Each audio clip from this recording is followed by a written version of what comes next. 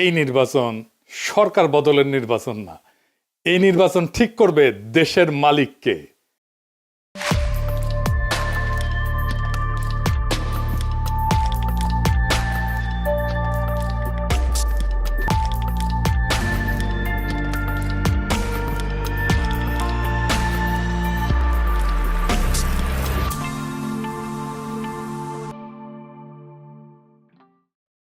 এগারো দলের নির্বাচনে ঐক্য হয়েছে, আলহামদুলিল্লাহ। এইটা আরো ভালোভাবে হইতে পারতো, কিন্তু হয় নাই। যাই হোক, অসুবিধা নাই। এই জোটকে এখন বিজয় হইতে হবে। বিজয়ী হইতে পারলে এটা বাংলাদেশের গেম চেঞ্জার হবে, ইতিহাস বদলায় যাবে, বাংলাদেশের রাজনীতি বদল হয়ে যাবে চিরজীবনের জন্য। বাংলাদেশের মানুষ সত্যিকারের আজাদি পাবে। এগারো দলের নির্বাচনে ঐক্য জিতে যাবে, হ্যাঁ জিতে যাবে। এইটা কওয়া যেতে পারে পিস অফ কেক, আপোষে ঘটতে পারে যদি তারা রাইট স্ট্র্যাটেজি নিয়ে মাঠে থাকতে পারে। আর মাত্র 3টা সপ্তাহ। নতুন বাংলাদেশের দিশা দেখাইতে হইলে আপনার একদম নতুন স্ট্র্যাটেজি নিয়ে আগাইতে হবে। আমার স্ট্র্যাটেজি কলে ফুল প্রুফ, বন্দুকের গুল্লি মিস হইতে পারে, আমার স্ট্র্যাটেজি মিস হবে না। কিন্তু মুশকিলটা হইতেছে, আমি যেহেতু জোটের কেউ না, আমি তো হরিদাস পাল, তাই আমার এই ইউটিউব বানাই কইতে হইতেছে যে কেমনে এই স্ট্র্যাটেজিটা ইমপ্লিমেন্ট করবে। তাতে একটা মুশকিল আছে, এটা তো যায় না যাবে প্রতিপক্ষ। আসলে প্রতিপক্ষ যায় না যায় বা বুঝা যায় আপনি কোন স্ট্র্যাটেজি নিতেছেন, এটা প্রতিপক্ষের বুঝতে তো সময় লাগবে না, তাই না? একেবারে বেকুব না হইলে। তাই এই স্ট্র্যাটেজি কয়া দিলেও অসুবিধা নাই। 11 দলীয় জোট এটা যদি অনুসরণ করে ভালো, না করলেও সমস্যা নাই। অনেকে শিখা যাবেন কেমনে জাতীয় ইলেকশনে জিতে আসতে হয়। নির্বাচন আসলে অগলের মাথায় আসে একটা নির্বাচনে ইস্তেহার বানাইতে হবে, লেখা লেখবি। 2018 সালের ইলেকশনে তখন ঐক্যফ্রন্টের ইলেকশন কাজ করতেছি লুকায় থেকে, মানে আন্ডারগ্রাউন্ডে থেকে। আমি ঐক্যফ্রন্টের বুঝাইতে পারলাম না যে ইস্তেহার একটা ভুয়া জিনিস। ইস্তেহার আপনারে ইলেকশনে জেতায় না, জেতায় অন্য কিছু। এই ভূখণ্ডের রাজনৈতিক ইতিহাসে 2টা নির্বাচন ফেনোমেনাল হয়েছে। একটা 70-এর নির্বাচন আর 91 নির্বাচন। একটা মুজিব জিতছিল, আর একটা জিতছিল খালেদা জিয়া। মুজিবের 70-এর নির্বাচনে জিতাইছিল কি কন্ত 6 দফা স্বায়ত্তশাসন, তাই না? 91 খালেদা জিয়া জিতাইছিল কি? উনার একটাই কথা, ওদের হাতে গোলামির জিনজির, আমাদের হাতে স্বাধীনতার পতাকা। এই কথাটা, এই যে 6 দফা আর স্বাধীনতার পতাকা, এটা কি নির্বাচনী ইস্তেহারে লেখা ছিল? না, লেখা ছিল না। তাহলে এটা কি যা এত সিম্পল, এত ছোট, অথচ এত পাওয়ারফুল? কি এটা? এটা হইতেছে স্ট্র্যাটেজিক ডক্ট্রিন। নতুন কথা মনে হইতেছে, আগামী নির্বাচনে 11 দলের স্ট্র্যাটেজিক ডক্ট্রিন লাগবে একটা, যদি জিততে চায়। আজকাল আলাপ সেই স্ট্র্যাটেজিক ডক্ট্রিন নিয়ে আসেন। আগে বুঝে নি কেন স্ট্র্যাটেজিক ডক্ট্রিন ইস্তেহারের চাইতে অনেক বেশি গুরুত্বপূর্ণ, আর স্ট্র্যাটেজিক ডক্ট্রিন আসলে কি, এর হাতি না ঘোড়া? আসেন আল্লাহর নামে শুরু করি। ইস্তেহার হইতেছে নির্বাচনের আগে দেওয়া প্রতিশ্রুতির তালিকা, কি কি করা হবে তার ঘোষণা, মূলত ভবিষ্যৎ নির্ভর। আর স্ট্র্যাটেজিক ডক্ট্রিন হইতেছে রাজনীতিকে দেখার দৃষ্টিভঙ্গি, ক্ষমতার উৎসকে সেটা নির্ধারণ করা, রাষ্ট্র কার জন্য, তার স্থায়ী উত্তর একটা স্ট্র্যাটেজিক ডক্ট্রিন। ইস্তেহার বলে কি করব, ডক্ট্রিন বলে কেন করব আর কার জন্য করব। মানুষ এই সমস্ত ইস্তার ফিস্তার বিশ্বাস করে না, পড়েও না। রাজনৈতিক দলের কর্মীরাও পড়ে না, কারণ সারা দুনিয়ার বাস্তবতা হইতেছে প্রায় সব দলই একই প্রতিশ্রুতি দেয়। চাকরি দেব, বেকারত্ব কমাবো, দাম কমাবো, দুর্নীতি কমাবো, কিন্তু মানুষ জানে এগুলো ভুয়া, কিছুই হবে না, কিছুই পূরণ হবে না। ফলে ভোটাররা এই সমস্তকে পাত্তা দেয় না। কিন্তু ডক্ট্রিন ইস্তেহারের এই সীমাবদ্ধতা ভেঙে ফেলে। ইস্তেহার যাচাই হয় ক্ষমতায় গেলে, ক্ষমতায় যে সে করলো কিনা। আমি কিন্তু আওয়ামী লীগের ইস্তেহার নিয়ে বেশ কয়েকটা এপিসোড করছি যে ওরা কোনোটাই কিছু করে নাই, বাস্তবায়ন করে নাই। কিন্তু ডক্ট্রিন যাচাই হয় ভোট দেওয়ার আগেই।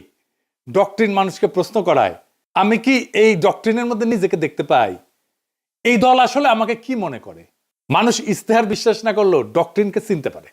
ইস্তেহার হয় পরিস্থিতি নির্ভর, আর ডক্ট্রিন সময় স্বাধীন। জিনিসপত্রের দাম বাড়লে ইস্তেহার বদলাবে, যুদ্ধ হইলে ইস্তেহার বদলাবে, কিন্তু ডক্ট্রিন বলে যে পরিস্থিতি আসুক ক্ষমতার কেন্দ্রটা বদলাবে না, ভোটাররা তাতে নিরাপত্তা পায়। ইতিহাস বলে যে দল ডক্ট্রিনে যেতে সে নির্বাচনে যেতে।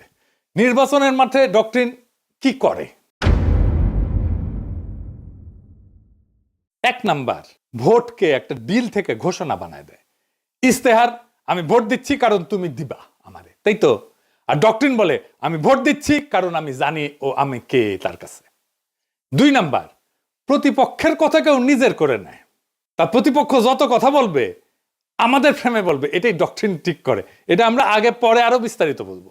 ডক্ট্রিন ঠিক হলে ইশতেহার তার বাইরে যেতে পারে না। ডক্ট্রিন ইশতেহারের সীমা টেনে দেয়। আর মানুষের মনস্তত্ত্ব, মানুষ কি বিশ্বাস করে? মানুষ বিশ্বাস করে যে তাকে সম্মান দেয়, যে তাকে ছোট করে না, যে তাকে মর্যাদা দেয়, যে তাকে রাষ্ট্রের মালিক বানায়, তাকে বিশ্বাস করে। আর ইশতেহার বলে আমি তোমার এটা দেব। ডক্ট্রিন বলে আরে তুমি কি দেবো, তুমি তো মালিক। ডক্ট্রিন এটা বুঝায় দেয়। ইশতেহার আপনাকে গ্রহীতা বা অনুগ্রহ প্রার্থী বানায়, ডক্ট্রিন আপনাকে মালিক বানায় দেয়। মালিক ভিক্ষার উপরে ভোট দেয় না। নির্বাচন তো প্রতিশ্রুতির প্রতিযোগিতা না, নির্বাচন দেশের মালিকানা নির্ধারণ করে। তাই ইশতেহারের চেয়ে গুরুত্বপূর্ণ আমরা রাষ্ট্রকে, রাজনীতিকে, মানুষকে, জনগণকে, রাষ্ট্রের সাথে জনগণের সম্পর্ককে কিভাবে দেখি।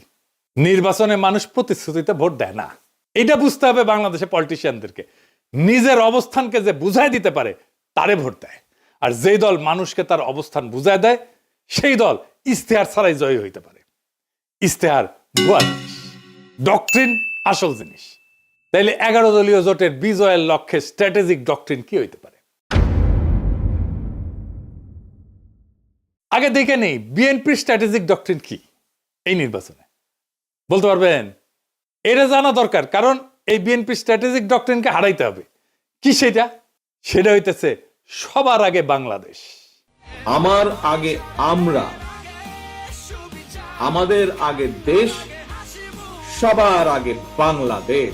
সবার আগে বাংলাদেশ, সবার আগে বাংলাদেশ। দেখেছেন উনারা সচেতন ভাবে করছেন কিনা এটা উনারাই বলতে পারবেন। তবে এইটা একটা plain and pure strategic doctrine বিএনপির। সবার আগে বাংলাদেশ এটা কেবল স্লোগান না, এটা একটা ডক্ট্রিনাল স্টেটমেন্ট। এইটাই ক্ষমতার উৎস নির্ধারণ করে। তাহলে এই ডক্ট্রিনাল স্টেটমেন্টের সমস্যা বের করতে হবে। সমস্যাটা কি? এই স্লোগানের সমস্যা বের করতে পারলে এইটারে ফাইট করা সহজ। আর এইটারে ফাইট করতে পারলে বিএনপি পুরা ক্যাম্পেইন কোলাপস করবে। আসেন এটা দেখে নিই, আমরা বিস্তারিত খুঁটায় খুঁটায় দেখব। তাইলে বুঝবেন এই সরল কথার মধ্যে কি গরল লুকায় আছে। গরল মানে জানেন তো, বিষ বিষ বিষ। তো দানের শীষের এই ডক্ট্রিনে কি বিষ লুকে আছে সেটা আমরা খুঁজে দেখি। সবার আগে বাংলাদেশ মানে বাংলাদেশ নামে একটা বিমূর্ত সত্তা আছে। সেই সত্তার যে স্বার্থ সেটা জনগণের উপরেও প্রাধান্য পাইতে পারে। অর্থাৎ জনগণ আগে না, রাষ্ট্র আগে। এটা একটা স্পষ্ট স্টেট ফার্স্ট ডক্ট্রিন। এটা শাসনের বৈধতা তৈরি করে। এই স্লোগান দিয়ে বলা হয় দেশের স্বার্থে সব কাজ করা হবে, ফলে অধিকার সীমিত করা, মত প্রকাশ দমন করা, কঠোর সিদ্ধান্ত নেওয়া, দমন পীড়ন করা সবই নৈতিকভাবে বৈধ হয়ে যায়। হাসিনার মতো। হাসিনাও এই একই ধরনের ডক্ট্রিনে বিলিভ করত, বিশ্বাস করত। এটারে বলা হয় ইংরেজিতে ইনস্ট্রুমেন্টাল লেজিটিমেসি ডক্ট্রিন, মানে উদ্দেশ্যের নামে পদ্ধতির বৈধতা। মানে উদ্দেশ্য হইতেছে আগে রাষ্ট্র, সবার আগে বাংলাদেশ। সেই জন্যে ওই সবার আগে বাংলাদেশকে রাখার জন্য যা যা পদ্ধতি আমি অ্যাপ্লাই করব সব বৈধ, সব সহি। এইটা জনগণকে সাবজেক্ট না অবজেক্ট বানায়, মানে জনগণ আর মালিক থাকে না, শাসিত হওয়ার বস্তু বানায় ফেলে। এই ফ্রেমে দেশ উপরে, জনগণ নিচে। জনগণ দেশকে সেবা দিবে, সেবা।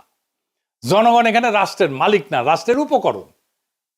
এইটাকে প্যাটার্নালিস্টিক ডক্ট্রিনও বলা যায়, মানে অভিভাবক সুলভ শাসন ডক্ট্রিন বা অভিভাবকত্ববাদী রাষ্ট্রনীতি। এটা মানে কি? রাষ্ট্র নিজেকে জনগণের অভিভাবক মনে করে, আর জনগণকে দেখে অপ্রাপ্ত বয়স্ক, বুঝে না, নতুন, অক্ষম হিসাবে। এই এই সোনামণি বসো, জান তুই গেছো হ্যাঁ নয় নতুন নতুন। যাদের হয়ে রাষ্ট্র ভালো বুঝে সিদ্ধান্ত নেয়। এই ডক্ট্রিনে জনগণ মালিক না, তত্ত্বাবধানে থাকা ব্যক্তি, যার সম্মতি প্রয়োজনীয় না, আনুগত্যই যথেষ্ট। প্রশ্ন করাকে দেখা হয় অকৃতজ্ঞতা হিসাবে। Paternalistic doctrine. বোঝা গেছে হাসিনা বলতো অকৃতজ্ঞ জাতি। এইখানে রাষ্ট্র বলে তোমার চেয়ে আমি বেশি বুঝি, আমি সবচেয়ে বেশি বুঝি। এই অভিভাবকত্ববাদী রাষ্ট্রনীতি এমন একটা শাসন দর্শন যেখানে জনগণ নাগরিকরা রাষ্ট্রের সন্তান। সন্তান বললে ভালো শোনায়, আসলে ওই অর্থে না আর কি, মানে অপ্রাপ্ত বয়স্ক জনগণ। দেখেন সবার আগে বাংলাদেশের ডক্টরিন কিন্তু পাল্টায় না কখনোই। মানে ধরেন যুদ্ধেও একই থাকে, সংকটেও একই থাকে, দমনেও একই থাকে। যুদ্ধও মানাবে, এটা সংকটও মানাবে, দমনেও মানাবে, কারণ দেশের জন্য সব যুক্তি খাটে। এটি ডক্টরিনের লক্ষণ। ডক্টরিন হয়ে উঠতে হইলে এরকম যে কোনো পরিস্থিতিতে এইটা কাজে লাগবে। এটা সীমা টানে না, ক্ষমতাকে অসীম কইরা দেয়। এই স্লোগানে কোথাও বলা নাই কি করা যাবে না, জনগণ কখন না বলবে, ক্ষমতার সীমা কোথায় বলা নাই। ক্ষমতা নিজেই তার সীমা ঠিক করে। এটা আনচেকড সোভার্নিটি ডক্ট্রিন, সীমাহীন সার্বভৌমত্বের ডক্ট্রিন। এইটা নিয়ন্ত্রণহীন সার্বভৌমত্ববাদী রাষ্ট্রনীতি। রাষ্ট্র নিজেই নিজেকে চূড়ান্ত ক্ষমতার উৎস মনে করে, যার উপরে জনগণের সম্মতি, জনগণের জবাবদিহিতা চাওয়ার অধিকার, এমনকি জনগণের এটা সীমা ঠিক করে দেওয়া, এটা কাজ করে না। এই ডক্ট্রিনে ক্ষমতার উপরে কোনো কার্যকর নিয়ন্ত্রণ থাকে না। রাষ্ট্রের স্বার্থ সব প্রশ্নের ঊর্ধ্বে। নাগরিক অধিকার এখানে শর্ত সাপেক্ষ হয়ে যায়। রাষ্ট্র বলে আমি সিদ্ধান্ত নেব, সীমা আমি ঠিক করব, তুমি কোন তেজপাতা, তুমি কোন। তার মানে সবার আগে বাংলাদেশ কোনো আবেগী স্লোগান না, এটা এমন একটা স্ট্র্যাটেজিক ডক্ট্রিন যা রাষ্ট্রকে জনগণের উপরে স্থাপন করে এবং ক্ষমতাকে সীমাহীন বৈধতা দেয়। তাইলে এই সবার আগে বাংলাদেশ এই স্লোগানের স্ট্র্যাটেজিক ডক্ট্রিনকে হারাইবেন কেমনে? এই প্রথম কৌশল হইতেছে এটাকে আক্রমণ করা যাবে না। আক্রমণ না করে হারানো যায়, খুব চমৎকার ভাবে হারানো যায়, অপরূপ ভাবে হারানো যায়, মোলায়েম ভাবে হারানো যায়। কারণ আপনি এটা ব্যাখ্যা করতে পারবেন না এখন কেন এটা খারাপ। আপনি জনজনে ধরে বুঝাইতে পারবেন না, টাইম নাই, কইতে পারবেন না বুঝিস এই স্লোগান কিন্তু তোমার স্লোগান। তাই এইটার কৌশল অন্য। কি সেই কৌশল? এই স্লোগানকে গ্রহণ করতে হবে। আমরা এটাকে গ্রহণ করতেছি কারণ রাজনীতিতে যে স্লোগান জনগণের মনে কিছুটা ঢুকে গেছে, সেটাকে ভাঙা সহজ হয় না, কিন্তু সেটাকে নতুন অর্থ দিতে পারলে জেতা যায়। আমরা এটাকে নতুন অর্থ দেব। তাহলে কি হবে? Counter narrative. কিভাবে আমরা এই কথাটাকে নতুন মিনিং দিতে পারবো, নতুন অর্থ দিতে পারবো? তাহলে আমাদের এমন একটা স্লোগান আবিষ্কার করতে হবে যেই স্লোগানের মানে এই বিএনপির স্লোগান সবার আগে বাংলাদেশের স্লোগানের অনিবার্য পরিণতি বলে মনে হয়, ডেস্টিনি বলে মনে হয়। কি হইতে পারে সেটা? সবার আগে বাংলাদেশের কাউন্টার ন্যারেটিভ হবে আমরাই বাংলাদেশ। ওরা বলবে সবার আগে বাংলাদেশ, আমরা বলবো সেটাই তো আমরাই বাংলাদেশ। এখানে কোনো ঝগড়া নাই, এখানে কোনো কনফ্রন্টেশন নাই, এখানে কোনো কন্ট্রাডিকশন নাই, এখানে আছে কমপ্লিশন, সম্পূর্ণতা। বিএনপি বলছে কি আগে, আমরা বলছি ওইটা আসলে কি, কেন আমরাই বাংলাদেশ। বিএনপির সবার আগে বাংলাদেশ স্লোগানকে আমরাই বাংলাদেশ স্লোগান সুপারসিড করে যাবে। এখানেই মূল খেলা। আমি এখানে কয়েকটা দিক ব্যাখ্যা করব কেন, কিভাবে এটাকে সুপারসিড করে যাবে। আসেন সেটা বুঝে দেখি, খুব মজা লাগবে। প্রথমে দার্শনিক ব্যাখ্যা, মানে পলিটিক্যাল ফিলোসফির ব্যাখ্যা। বাংলাদেশ জমি না, পতাকা না, সংবিধানের কাগজ না। বাংলাদেশ হলো মানুষের সমষ্টিগত রাজনৈতিক অস্তিত্ব। এখান থেকে আসে জনগণের সার্বভৌমত্ব। মানুষ মানে রাষ্ট্রের মালিক। তাই আমরাই বাংলাদেশ কোনো আবেগী কথা না, এটা সার্বভৌমত্বের ঘোষণা। বিএনপি দেশকে একটা বাইরের বস্তু হিসেবে দেখে, আমরা দেশকে নিজেদের পরিচয় হিসেবে দেখি। 2 নাম্বার, রাষ্ট্রনৈতিক ব্যাখ্যা বা স্টেট লজিক। বিএনপির ফ্রেম রাষ্ট্র আগে, রাষ্ট্র সিদ্ধান্ত নেয়, মানুষ উপকারভোগী। আমাদের ফ্রেম মানুষ আগে, মানুষ সিদ্ধান্ত নেয়, রাষ্ট্র মানুষের যন্ত্র। এইখানে ক্ষমতার কেন্দ্রটা বদলায় যায়। এইটাকে বলে সাবজেক্ট শিফট। বিএনপি বলে আমরা দেশ চালাবো, আমরা বলি আমরাই দেশ। এই অবস্থান থেকে কাউকে হারাইতে গেলে বলতে হয় তুমি দেশ না। এইটা তো সে বলতে পারবে না। রাজনীতিতে এর চেয়ে আত্মঘাতী কথা আর নাই। 3 নম্বর হইতেছে পলিটিক্যাল স্ট্র্যাটেজির ব্যাখ্যা। এটারে বলা হয় ক্লাসিক ফ্রেম হাইজ্যাকিং। বিএনপি যতবার বলবে সবার আগে বাংলাদেশ, ততবার তারা আসলে বলবে আমরা আগে। তারা নিজেরাই জনগণকে কেন্দ্র বানাবে, আমাদের ফ্রেম রিপিট করবে। এটারে বলা হয় নো এসকেপ ন্যারেটিভ। ওরা কথা বললেই আমার ভাষায় কথা বলবে। 4 নম্বর হইতেছে মার্কেটিং ব্যাখ্যা, পলিটিক্যাল মার্কেটিং আর কি, মানে পণ্যের মার্কেটিং না। বিএনপির স্লোগান অ্যাবস্ট্রাক্ট প্রোডাক্ট সেন্ট্রিক, মানে মানুষ শুধু সমর্থন করে। আমাদের স্লোগান আইডেন্টিটি বেসড, মানুষ নিজেকে এটার ভিতরে দেখতে পায়। মানুষ পোস্টারে লিখবে আমরাই বাংলাদেশ, কারণ এটা স্লোগান না, এটা সেলফ আইডেন্টিটি স্টেটমেন্ট।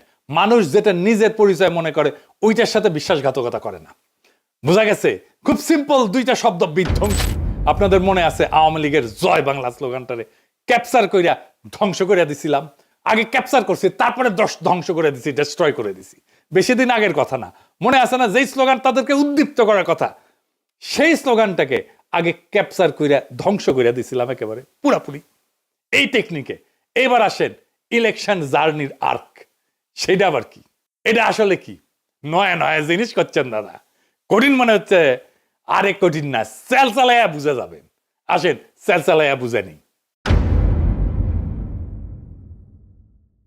এইটা আসলে ভোটের আগে থেকে ক্ষমতায় যাওয়ার পর পর্যন্ত জনগণকে একসাথে নিজের সাথে যুক্ত রাখার রোডম্যাপ, পথ নকশা।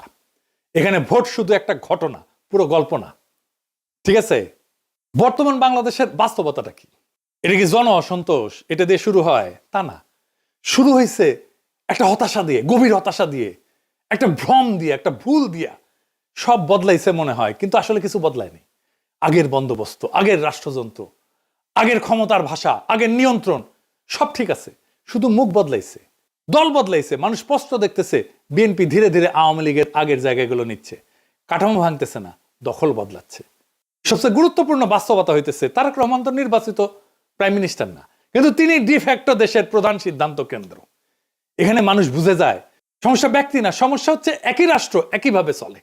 এই উপলব্ধিটাই ইলেকশন জার্নির প্রকৃত শুরু। নির্বাচন শেষ না, নির্বাচন দিয়ে নাগরিক তার মালিকানা দখল করবে। এখানে ইলেকশন জার্নির আর্ক পূর্ণতা পায়। স্লোগান থেকে যাত্রা, এর প্রথম ফেজে কি হবে? পরিচয়কে জাগরিত করা। আমরাই বাংলাদেশ, এটা আমাদের পরিস্থিতিকে জাগ্রত করবে। এই পর্যায়ে প্রতিশ্রুতি কম, দর্শন বেশি। এর লক্ষ্য কি? মানুষ ভোটার না, মানুষকে বলা আপনি একটা পলিটিক্যাল এন্টিটি, রাজনৈতিক সত্তা। 2 নাম্বার ফেজে কি? নৈতিক প্রশ্ন, মরাল কোশ্চেনিং। এইখানে প্রশ্ন উঠবে, আমরাই যদি বাংলাদেশ হই তাহলে এত অন্যায় কেন, এত অবিচার কেন, এত বেইনসাফি কেন? এখান থেকে আসবে ইনসাফের প্রশ্ন। ইনসাফ মানে ভিক্ষা না, দয়া না, অধিকার ফেরত নেওয়া। মানুষ তখন বোঝে অন্যায়টা তো তাহলে আমার বিরুদ্ধে, বেইনসাফি তো আমার বিরুদ্ধে। আমরাই যদি বাংলাদেশ হই আর এই বাংলাদেশে যদি বেইনসাফি থাকে তাহলে এই বেইনসাফি আমার বিরুদ্ধে, কারণ আমি তো বাংলাদেশ। 3 নাম্বার ফেজ, ইনসাফের কাফেলা। এটা একটা কালেকটিভ জাস্টিসের ফেজ, সম্মিলিত ন্যায়ের যাত্রা। মানুষ বোঝে আমি একা না, আমার অভিজ্ঞতা সবারই। এখানেই জন্ম নেয় কাফেলার ধারণা। কাফেলা মানে পার্টি না, কাফেলা মানে পোস্টার না, এটা একটা নৈতিক যাত্রা। আমার ভোটটা তো দেওয়া হবে তাকেই যে আইন বানাবে, যেকে আমি সংসদে পাঠাচ্ছি। এটা একটা যাত্রা, যে আইন সমাজে ইনসাফ কায়েম করবে। এই ভোট শুধু ব্যালটের ভোট না, এটা ইনসাফ কায়েমের কাফেলা। 4 নাম্বার ফেজ, আজাদির দোরগোড়ায় পৌঁছানো। শেষ পর্যায়ে প্রশ্ন বদলায়, কে ক্ষমতায় যাবে এটা প্রশ্ন না, বরং আমরা কিভাবে শাসিত হব সেইটা প্রশ্ন হয়ে দাঁড়ায়। আজাদি মানে নিজের জীবনের উপরে নিজের কর্তৃত্ব। এখানে নির্বাচন ক্ষমতার উৎস না, এই নির্বাচন হইতেছে আজাদির দরজায় পৌঁছানোর মাধ্যম। ইনসাফের কাফেলা দিয়ে আজাদির দরজায় পৌঁছানোর মাধ্যম হইতেছে নির্বাচন। তাইলে কেন এই যে সিম্পল মেসেজ আমরা এই বাংলাদেশ, এটা কেন আমাদের জিতায় দেবে? 5টা সিম্পল কারণে জিতায় দেবে। 1 নাম্বার, এটা ঝগড়ার রাজনীতি না। 2 নাম্বার, এটা পরিচয়ের রাজনীতি। 3 নাম্বার, এটা মানুষকে ছোট করে না। 4 নাম্বার, এটা মানুষকে রাষ্ট্র বানায়, মালিক বানায়। 5 নাম্বার, এটা প্রতিপক্ষের মুখে আমাদের ভাষা ঢুকায় দেয়। মানুষ যখন বলে আমরাই বাংলাদেশ, সে আর শুধু ভোটার থাকে না, সে হয়ে যায় মালিক। আর মালিক কখনো ভুল জায়গায় দাঁড়ায় না। এই নির্বাচন সরকার বদলেন না, এই নির্বাচন ঠিক করবে দেশের মালিককে। ওরা বলে সবার আগে বাংলাদেশ, আমরা বলি আমরাই বাংলাদেশ। যেদিন মানুষ এটা বুঝে যাবে সেদিন আর কাউকে জিততে হবে না। নির্বাচন নিজেই নিজের ফল ঘোষণা করবে। সেই দিনের অপেক্ষায় আমরা থাকব 12ই ফেব্রুয়ারিতে। ইনকিলাব জিন্দাবাদ। আমরা কি চাই? আপনি কি চান? আমি কি চাই? বাংলা কি চায়? মাটির কি চায়? শহীদ কি চায়? আমরা কি চাই? বাংলা কি চায়? 24 কি চায়? জুলাই কি চায়? আমরা কি চাই? ইনকিলাব কি চায়? বিপ্লব কি চায়? জনতা কি চায়? মাটি কি চায়? বাংলা কি চায়?